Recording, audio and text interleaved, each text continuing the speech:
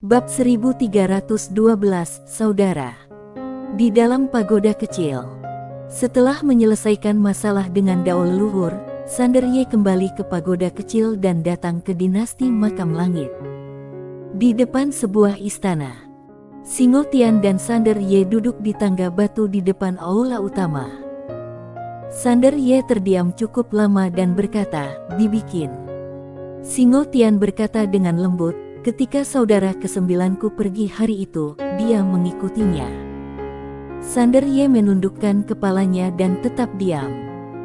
Singo Tian mendongak menatap langit dan berkata dengan lembut, "Aku selalu percaya bahwa jika aku bertemu denganmu lebih awal, aku akan dapat menjalin hubungan baik denganmu dan pasti tidak akan berbuat lebih buruk darinya. Tetapi, kemudian aku menemukan bahwa dia tidak mempertimbangkan keuntungan saat menjadi saudaramu. Dia benar-benar memperlakukanmu sebagai saudara. Dalam hal ini, aku jauh lebih rendah darinya." Sander Ye tetap diam. Singo Tian melanjutkan, "Sekarang aku adalah kaisar dinasti Makam Langit, tetapi aku merasa tidak bahagia. Kemudian, aku memikirkannya cukup lama, dan akhirnya aku menyadari bahwa aku sama seperti saudara kesembilanku. Sebenarnya, aku tidak begitu tertarik menjadi kaisar. Alasan mengapa aku terobsesi menjadi kaisar adalah karena aku ingin membuktikan kepada semua orang bahwa aku, Singo Tian, tidak lebih buruk dari dia yang memiliki energi naga leluhur." Pada saat ini, dia tiba-tiba berbalik untuk melihat Sander Ye. "Dia mati di Laut Pahit, masih ada kesempatan." Sander Ye mengangguk, "Ya." Singo Tian tiba-tiba tertawa, "Tuan Ye, aku lemah dan tidak bisa berjuang bersamamu, tetapi selama kamu membutuhkanku, aku bisa percaya padamu kapan saja dan memimpin miliaran orang di dinasti Makam Langit untuk percaya padamu bersama-sama." Sander Ye perlahan mengangkat kepalanya dan menatap Singo Tian. Singo Tian tersenyum dan berkata, "Meskipun dinasti Makam Langit tidak terlalu kuat sekarang, tapi pasti akan menjadi semakin kuat di masa depan jika berkembang di pagoda kecilmu. Tentu saja, kami mungkin masih sangat lemah untukmu, tetapi jangan meremehkannya." Sander Ye berdiri, berjalan ke arah Singo Tian, mengeluarkan sebuah gulungan dan menyerahkannya kepada Singo Tian. "Aku akan mencarimu saat aku membutuhkanmu. Selain itu, berlatihlah dengan giat dan kelola dinasti Makam Langit dengan baik. Saat Cardio Tian muncul kembali, kita akan memberinya kejutan." Singo Tian menatap Sander Ye, "Tentu saja." Sander Ye mengangguk, berbalik dan pergi. Setelah Sander Ye pergi, Singo Tian perlahan menutup matanya. "Cardio Tian, kamu memberiku tahta, tapi aku tidak menginginkannya. Kamu sendiri yang harus menjadi kaisar." Sander Ye datang ke area ruang dan waktu khusus lainnya. Di area ruang dan waktu khusus itu, seluruh alam semesta Guanxuan dan alam semesta nyata disegel. Dia mencoba masuk, tetapi tidak bisa. Sander Ye dan memperhatikan cukup lama, lalu berkata dengan lembut, "Aku tidak akan membiarkan kalian menunggu terlalu lama. Kak Moura, tunggulah aku." Setelah berkata demikian, dia kembali ke kereta. Dao leluhur melirik Sander Ye, lalu berkata, "Bisakah aku masuk ke pagoda kecilmu untuk melakukan penelitian?" Sander Ye berkata dengan tenang, "Tidak." Dao leluhur bingung, "Mengapa?" Sander Ye berkata, "Itu tidak akan bisa." Dao leluhur berkata dengan suara yang dalam, "Mengapa wanita itu bisa masuk?" Sander Ye berkata, "Dia cantik." Dao leluhur. Sander Ye perlahan menutup matanya dan mengabaikan Dao leluhur ini. Pagoda kecil tiba-tiba bertanya, "Apa rencanamu selanjutnya?" Sander Ye berbisik, "Biarkan seluruh dunia seberang percaya padaku." Setelah terdiam sejenak, pagoda kecil berkata, "Itu luar biasa." Kereta bergerak maju perlahan. Setelah waktu yang tidak diketahui, kereta akhirnya melaju keluar dari Laut Pahit. Pada saat ini, Lingasu muncul di kereta. Lingasu melirik Dao leluhur, lalu ke Sander Ye. Sekarang aku akan menceritakan kepadamu tentang beberapa situasi di kuil suci pantai seberang. Orang dengan otoritas tertinggi di kuil suci pantai seberang adalah uskup pantai seberang, uskup pantai seberang yang memiliki otoritas terbesar. Di bawahnya adalah kardinal, uskup pemimpin, uskup gembala, dan uskup agung. 4 uskup agung bertanggung jawab atas 4 wilayah pantai seberang, masing-masing timur, barat, selatan, dan utara.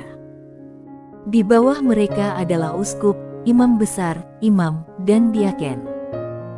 Pada saat ini, dia berhenti sejenak dan melanjutkan, identitasmu sebagai putra suci dari pantai seberang harus diakui oleh 4 uskup agung dan pemimpin pantai seberang.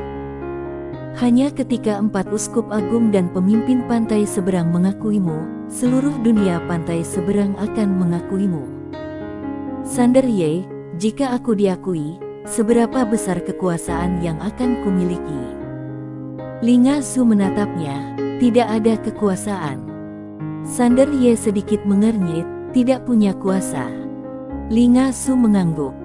Setelah kamu diakui, kamu tidak akan memiliki kuasa apapun, tetapi statusmu akan sangat tinggi, lebih tinggi daripada pemimpin. Wajah Sander Ye menjadi muram.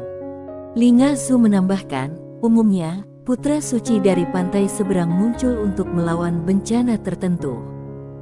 Misalnya, putra suci dari pantai seberang sebelumnya muncul untuk melawan pemilik pena Tao. Dia memiliki misi khusus tentu saja, meskipun kamu tidak memiliki kuasa, kuil suci pantai seberang tidak akan menolak sebagian permintaan kamu.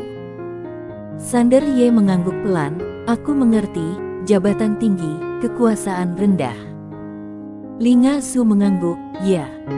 Sander Ye bertanya lagi, bagaimana putra suci pantai seberang sebelumnya diidentifikasi? Lingasu berkata, dia memegang artefak suci dari pantai seberang, roda langit pantai seberang. Sander Ye melirik Lingasu, dan pada saat ini dia tiba-tiba mengerti mengapa wanita ini bersedia bekerja sama dengannya. Lingasu melanjutkan, pedang di tanganmu dan pagoda kecil ini setara dengan senjata suci seberang. Tetapi, untuk diakui, diperlukan satu hal lagi. Sander Ye bertanya, apa? Lingasu menatapnya, tanda dari pantai seberang. Sander Ye sedikit mengernyit, apa itu? Lingasu berkata, tanda khusus yang tampak seperti perahu berwarna merah darah. Sander Ye berkata dengan suara yang dalam, dengan kata lain, ini akan menjadi masalah terbesar kita. Lingasu mengangguk, ya. Dao leluhur yang berdiri di samping tiba-tiba berkata, mengapa tidak membuatnya saja? Sander Ye dan Lingasu menatap Dao leluhur. Dao leluhur melirik Sander Ye, kamu memiliki garis keturunan khusus. Jika kamu menggunakan garis keturunan khususmu untuk membuat yang palsu, itu bisa disalahartikan sebagai yang asli. Bahkan jika mereka meragukannya, kamu masih memiliki pedang dan pagoda kecil dengan 2 benda ilahi ini, mereka tidak akan meragukannya lagi. Lingasu juga berkata, sama seperti yang kupikirkan, karena tidak ada benda suci setingkat ini di seluruh dunia pantai seberang selama 2 benda suci ini muncul, mereka harus mempercayainya. Sander Ye mengangguk, aku mengerti. Sekarang saatnya menonton penampilanku. Lingasu menatap Sander Ye, ya, sebagai putra suci dari pantai seberang, sudah pasti luar biasa dan tak tertandingi di masa lalu maupun masa kini. Setelah berkata demikian, dia tiba-tiba berhenti, karena dia mendapati bahwa pria di depannya sangat cocok dengan temperamennya. Lingasu berhenti sejenak dan bertanya, apa kekuatanmu saat ini? Sander Ye berkata, di bawah orang suci sejati, aku seharusnya tak terkalahkan. Lingasu menatap Sander Ye sejenak dan berkata, kalau begitu, tidak akan ada masalah sama sekali. Memiliki kekuatan tampan. Ada senjata Sen Super. Hal ini sepenuhnya sesuai dengan identitas putra suci dari pantai seberang. Dao leluhur melirik Sander Ye tanpa berkata apa-apa. Pada saat ini, dia mungkin sudah menebak niat Sander Ye. Orang ini ingin seluruh alam semesta seberang percaya padanya. Jika itu benar-benar bisa dilakukan, itu akan benar-benar meledak. Peradaban seni bela diri di sini jauh lebih tinggi daripada 10 tingkat alam semesta. Begitu orang-orang di sini percaya pada Sander Ye, mereka pasti akan bisa melawan orang bernama Fasa Fan itu. Ketika dia memikirkan hal ini, dia menjadi marah. Dialah yang paling tak terkalahkan. Sungguh dosa. Linga Zhu berkata, aku baru saja mengirim pesan kembali ke kuil suci pantai seberang bahwa putra suci dari seberang telah tiba. Mereka pasti sedang menunggu kita sekarang. Sander Ye mengangguk, serahkan saja padaku. Linga Zhu melirik Sander Ye, oke. Karena mereka sudah meninggalkan area Laut Pahit, mereka tidak perlu lagi duduk di kereta yang lambat. Mereka bertiga terbang di udara, tetapi masih butuh waktu 1 jam untuk mencapai kota suci seberang. Kota suci seberang merupakan pusat seluruh dunia seberang dan juga dunia yang paling makmur di seluruh dunia seberang. Begitu mereka tiba di kota suci seberang, sebuah gereja yang sangat megah muncul di hadapan ketiga orang itu. Gereja itu berdiri di tengah-tengah kota suci seberang, menjulang tinggi di antara awan-awan, seperti sekumpulan pedang yang ditancapkan ke langit.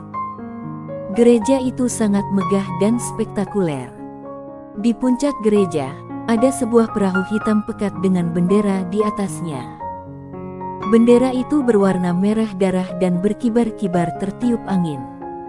Sander Ye menatap perahu kecil itu, apakah itu perahu seberang di sana? Di samping Sander Ye, Linga Zhu mengangguk, ya. Sander Ye sedikit penasaran, apakah kuil suci pantai seberang tahu asal-usul perahu seberang ini? Linga Zhu menggelengkan kepalanya, aku tidak tahu asal-usulnya secara pasti, yang ku tahu hanyalah bahwa peradaban seni bela diri di dunia seberang berasal dari perahu seberang ini. Sander Ye tiba-tiba menatap Dao leluhur, yang melambaikan tangannya berulang kali, aku juga tidak tahu, tapi... Dia ragu-ragu untuk berbicara. Sander Ye berkata, tapi apa? Dao leluhur berkata dengan suara yang dalam, pemilik pena Tao mungkin tahu. Sander Ye mengerutkan kening. Linga Zhu tiba-tiba berkata, kita harus mengubah ceritanya nanti. Katakanlah kamu diperintahkan untuk pergi ke Laut Pahit untuk membunuh pemilik pena Tao, tetapi kamu tidak berhasil. Ini lebih tepat. Sander Ye mengangguk, aku mengerti. Pemilik pena Tao telah membunuh beberapa orang suci sejati di masa lalu dan juga telah menyeberangi perahu seberang. Tetapi dengan kekuatannya saat ini, jika dia mengatakan telah membunuh pemilik pena Tao, orang-orang di sini jelas tidak akan mempercayainya. Setelah mereka bertiga memasuki kota, alis Linga Zhu tiba-tiba mengernyit. Sander Ye bertanya, ada apa? Linga Zhu berkata dengan suara yang dalam, aku telah mengirim pesan balasan yang mengatakan bahwa putra suci dari pantai seberang telah tiba. Secara logika, seharusnya ada seseorang yang menyambutnya, tetapi mengapa tidak ada seorang pun? Ini aneh. Sander Ye juga mengerutkan kening. Linga Zhu berjalan ke kejauhan bersama Dao leluhur dan Sander Ye dengan wajah muram.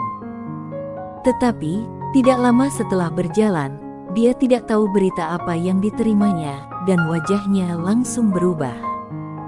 Dia menoleh untuk menatap Sander Ye dengan tatapan tidak percaya. Sander Ye berkata dengan suara berat, ada apa? Linga Zhu menatap Sander Ye dengan ekspresi yang sangat jelek. Orang-orangku memberitahuku bahwa putra suci dari pantai seberang telah tiba dan sekarang berada di istana uskup. Sander Ye. Dao leluhur melirik Sander Ye dan mencibir dalam hatinya, bukankah kamu pandai berbicara omong kosong? Aku akan melihat bagaimana kamu berbicara kali ini. Bersambung.